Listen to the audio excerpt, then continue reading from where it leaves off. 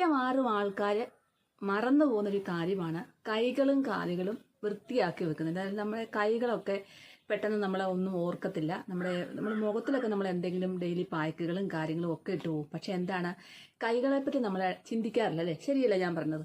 അപ്പം നമ്മുടെ കൈകൾ ഇടയ്ക്ക് നമ്മൾ സംരക്ഷണം കൊടുക്കണം. കാരണം ഒരു ഏജ് കഴിഞ്ഞ് 40 വയസ്സൊക്കെ കഴിഞ്ഞ് കഴിഞ്ഞാൽ നമ്മുടെ കൈക്ക് സംരക്ഷണം കൊടുത്തില്ലെങ്കിൽ എന്താ പറ്റുക?